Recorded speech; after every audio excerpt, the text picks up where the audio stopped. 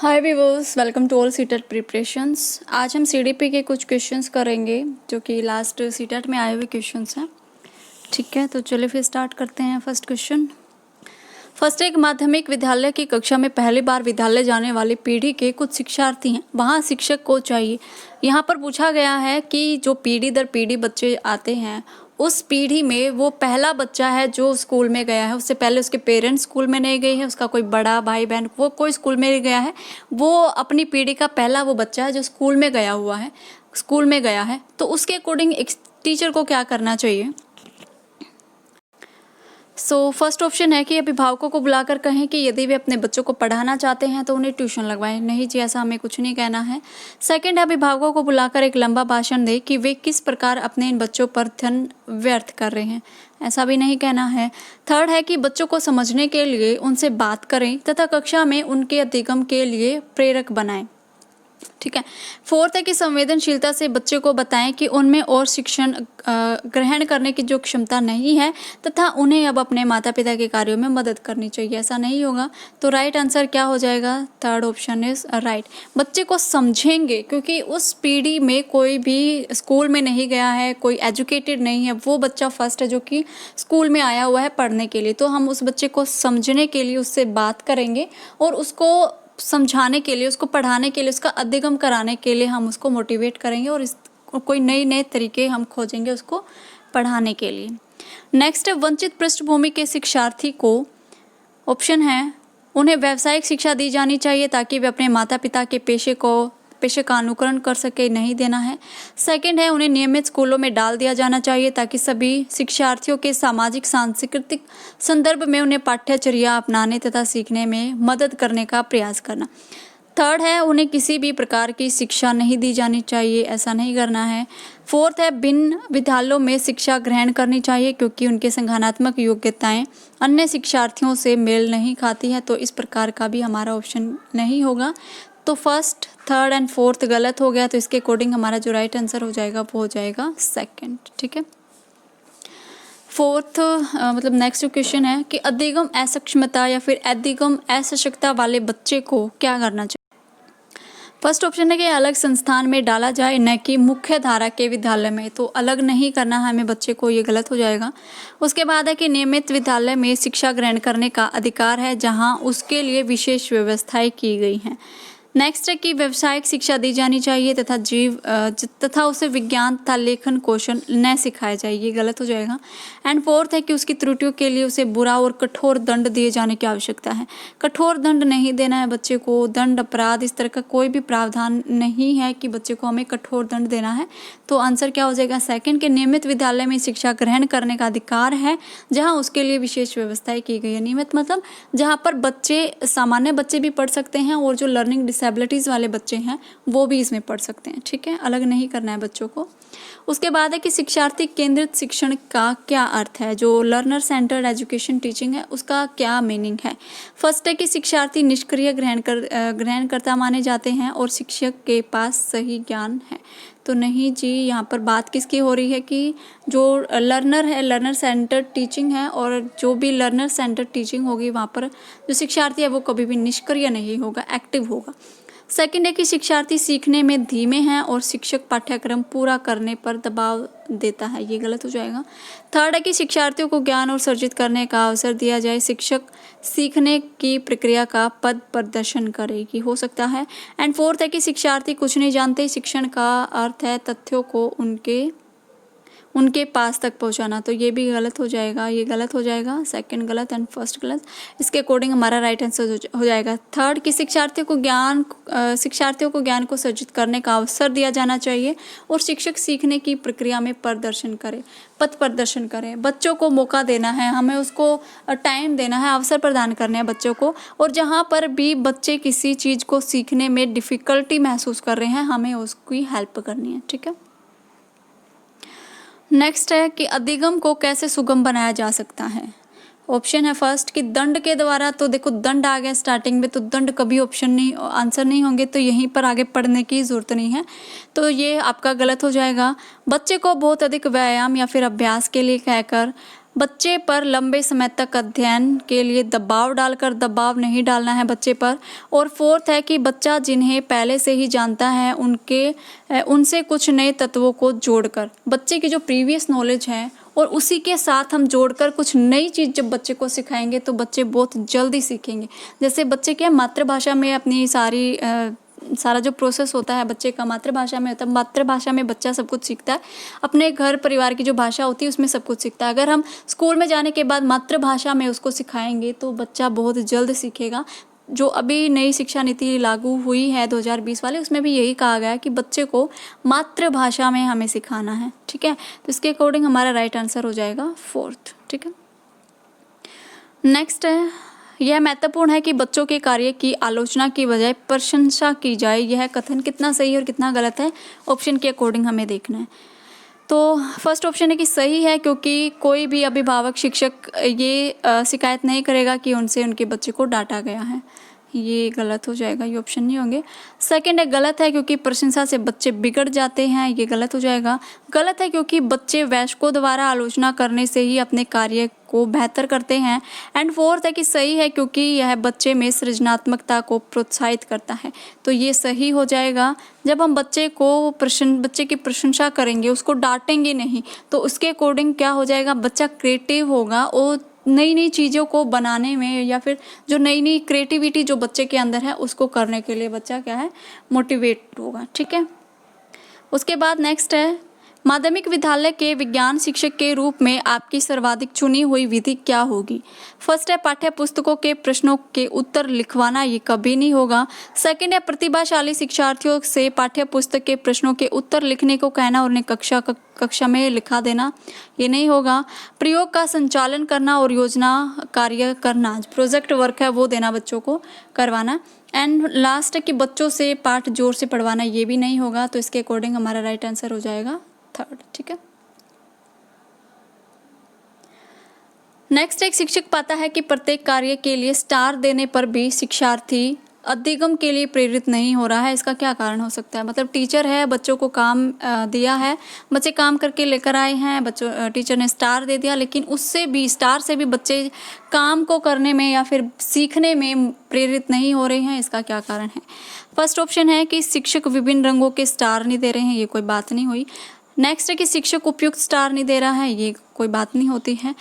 उसके बाद है कि शिक्षक अधिगम में असमर्थ है, शिक्षार्थी अधिगम में असमर्थ है। मतलब जो बच्चा है वो सीखना नहीं चाहता, ये नहीं हम कह सकते कि बच्चा नहीं सीख रहा है। ठीक है, तो ये कोई बात नहीं हुई, तो ये गलत हो जाएगा। उसके बाद है कि लंबी अवधि के अधिगम तथा रुचि को केवल पुरस्कार सुनिश्चित नहीं कर सकते, ये राइट आंसर हो जाएगा। कि लंबी अवधि तक हम बच्चे को रिवार्ड दें, बच्चे की प्रशंसा करते रहे, बच्चे को हम स्टार देते रहे, तो बच्चा एक टाइम पर उब जाएगा ऐसे रिवार्ड से। हमें कभी कभी बच्चे को स्टार देने चाहिए ताकि बच्चा सीखने के लिए प्रेरित हो। ठीक है, तो इसके अकॉर्डिंग हमारा राइट आंसर हो जाएगा फोर्थ। ठीक है, नेक्स्ट है बच्चा क्या सीखता है, कितना अच्छा सीखता है और उस सीखे हुए को वह विभिन्न स्थितियों में लागू करने में कितना सक्षम है, यह निर्भर करता है। ऑप्शन देखते हैं। फर्स्ट है कि शिक्षक द्वारा समरण प्रत्यसमरण के लिए दिए गए अवसर, मतलब टीचर ने बच्चे को टाइम दिया है कि वो सीखे, तो ये गलत हो जाएगा। फर्स्ट आपका गलत हो जाएगा। सेकंड है उसके माता पिता की बुद्धि और उनके द्वारा उस पर किया गया व्यय, ये गलत हो जाएगा।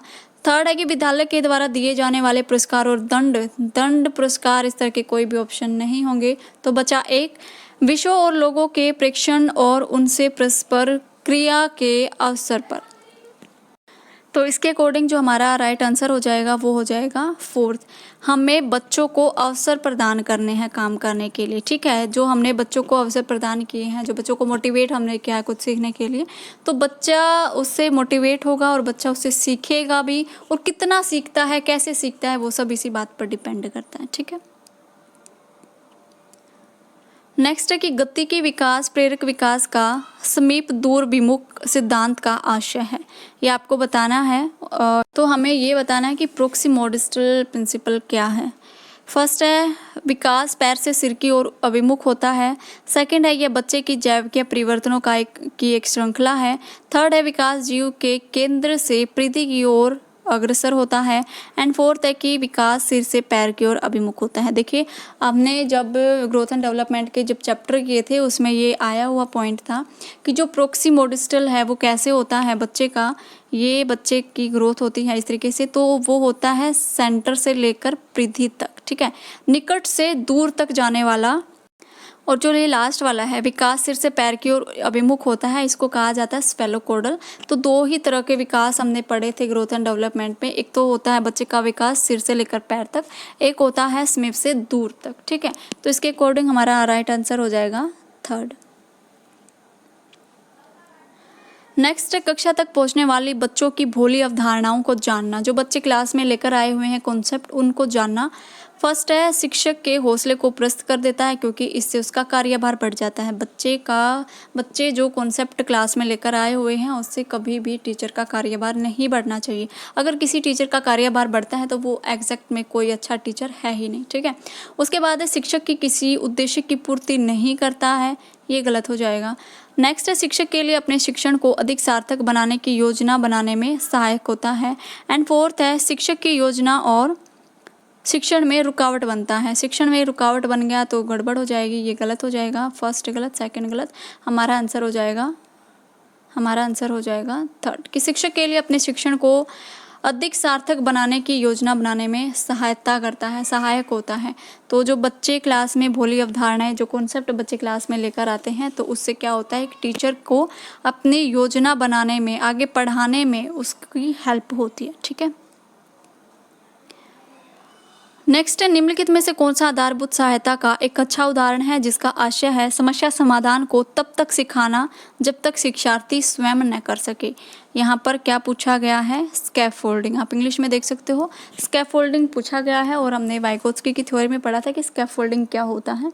तो चलिए फिर ऑप्शन देखते हैं। फर्स्ट है समस्या का समाधान जल्दी देने के लिए पुरस्कार देना, नहीं होगा क्योंकि स्कैफोल्डिंग नहीं है। सेकंड है उसे यह बताना कि बार बार प्रयास द्वारा वह कर सकती है, ये भी नहीं है क्योंकि इसका मीनिंग स्कैफोल्डिंग नहीं होता है। एंड लास्ट नेक्स्ट है कि उसे आधा समाधान किया उदाहरण उपलब्ध करवाना। एंड लास्ट है उसे कहना कि जब तक वह समस्या का समाधान नहीं कर लेती वह घर नहीं जा सकती। तो इस प्रकार के कोई ऑप्शन आपके होंगे नहीं, ये भी नहीं होगा, ये नहीं होगा। तो हमारा जो राइट आंसर हो जाएगा वो थर्ड, क्योंकि स्कैफोल्डिंग क्या है, बच्चे की जो एबिलिटी है वहाँ तक बच्चे ने काम किया, और जहाँ पर भी बच्चे का डिफ़िकल्टी लेवल आ जाता है और हम उसको थोड़ी सी हेल्प कर देते हैं तो उसको कहा जाता है स्कैफोल्डिंग। और उसमें भी यही है, बच्चे ने आधा समाधान तो खुद कर लिया है, थोड़ी सी हेल्प हमने कर दी है, तो इसको कहा जाता है स्कैफोल्डिंग। नेक्स्ट क्वेश्चन है कि शिक्षक बच्चों को सृजनात्मक विचारों के लिए प्रोत्साहित कर सकता है, कैसे कर सकता है? उन्हें बहुविकल्पी प्रश्न देकर, मतलब ऑप्शन टाइप जो क्वेश्चंस होते हैं वो देकर। सेकंड है उन्हें समस्या समाधान के लिए विभिन्न तरीकों से सोचने के लिए कहकर। ये क्रिएटिविटी का एक मेन पॉइंट आप इसको लगा सकते हो कि जहाँ पर भी क्रिएटिविटी आएगी वहाँ पर बच्चों को विभिन्न तरीकों से सोचना पड़ेगा, ठीक है। उसके बाद नेक्स्ट है उन्हें उत्तर कंठस्थ करने के लिए कहना। तो कभी भी आपको ये आंसर नहीं लगाने हैं कि बच्चों को रटवाना या फिर कंठस्थ करवाना इस तरीके के, तो ये भी गलत हो जाएगा, थर्ड भी गलत हो जाएगा। एंड फोर्थ है उन्हें प्रत्यास्मरण आधारित प्रश्न पूछकर, मतलब जो उन्होंने रटे हुए हैं वो प्रश्न उनसे पूछ ले। तो ये क्रिएटिविटी का कभी भी जो पार्ट है या फिर क्रिएटिविटी का मीनिंग ये नहीं होगा। तो क्रिएटिविटी का मीनिंग या फिर जो सृजनात्मक विचार हैं बच्चों को हम कैसे उसको प्रोत्साहित कर सकते हैं कि उन्हें समस्या समाधान के लिए विभिन्न तरीकों से सोचने के लिए कहकर। अगर बच्चा कुछ काम कर रहा है, उसको कोई प्रॉब्लम आ रही है, एक तरीके से अगर वो बच्चा नहीं कर पा रहा है तो कोई दूसरा तरीका अपनाए, दूसरा कोई कुछ उसकी जो सोच है उसका यूज़ करे, ताकि बच्चा अपनी थिंकिंग को डेवलप कर सके और क्या है अपने विचारों को अच्छी तरीके से वो यूज़ में ला सके, ठीक है। तो सेकंड आंसर हमारा राइट हो जाएगा, ठीक है। उसके बाद नेक्स्ट है विद्यार्थियों को स्वतंत्र रूप से चिंतन करने तथा प्रभावी शिक्षार्थी बनने में सक्षम बनाने हेतु शिक्षक के लिए महत्वपूर्ण है। क्या महत्वपूर्ण है एक टीचर के लिए? फर्स्ट है विद्यार्थियों के द्वारा प्राप्त की गई प्रत्येक सफलता के लिए उन्हें पुरस्कार देना। भाई प्रत्येक सफलता के लिए बच्चे को हमें रिवार्ड नहीं देना है, ठीक है, ये गलत हो जाएगा। नेक्स्ट है विद्यार्थियों को सिखाना कि किस प्रकार से अपने अधिगम का वे अनुवीक्षण कर सकें। नेक्स्ट है छोटी छोटी इकाइयों या फिर खंडों में जानकारी प्रदान करना, मतलब बच्चों को छोटी छोटी बातों के लिए उन्हें बताना कि ये अब ये सही है, अब ये तुम्हारे लिए गलत है। अगर हम ही उन्हें छोटी छोटी बातों के लिए बताने लगे तो बच्चे अपने आप कब सीखेंगे, तो ये गलत हो जाएगा। एंड फोर्थ है कि एक संगठित तरीके से जानकारी को प्रस्तुत करना, ये ऑप्शन कट हो गया भाई, तो भाई इसको इंग्लिश में देख लेते हैं कि present information in an organised manner to make it easier to recall नहीं कराना है हमें, बच्चों को याद नहीं कराना है, ठीक है।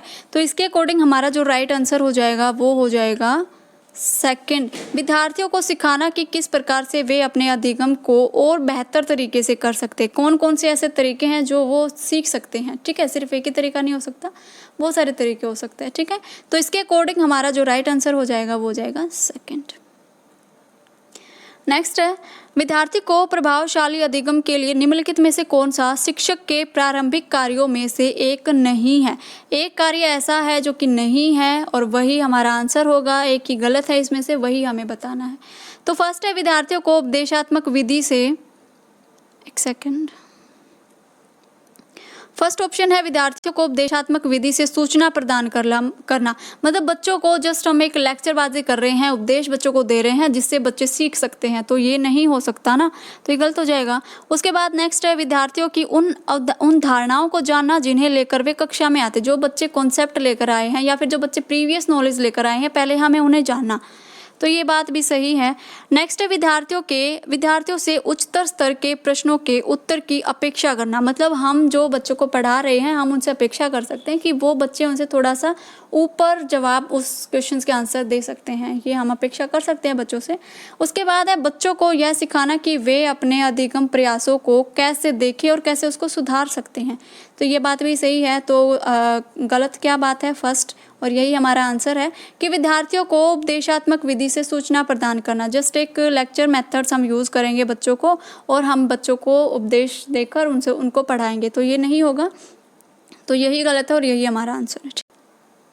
तो आज के थे बस इतने ही क्वेश्चंस। आपको वीडियो कैसे लगी और क्वेश्चंस कैसे लगी वो हमें कमेंट करके ज़रूर बताना, और वीडियो को लाइक और शेयर ज़रूर कर दिया करो। बहुत ही कम व्यूज़ आ रहे हैं, मुझे लग रहा है आप है ना अच्छी तरीके से सीटेट की प्रिपरेशन कर नहीं रहे हो, या फिर मैं अच्छी तरीके से समझा नहीं रही हूँ, कुछ तो एक तो बात हो ही सकती है ना। तो प्लीज़ वीडियो को शेयर करें अपने फ्रेंड्स के साथ और चैनल को ज़्यादा से ज़्यादा सब्सक्राइब कराएं, ठीक है। तो आज के लिए था बस इतना ही, मिलते हैं नेक्स्ट वीडियो में नए क्वेश्चंस के साथ और सीटेट के लिए नई तैयारी के साथ, ठीक है। Thank you.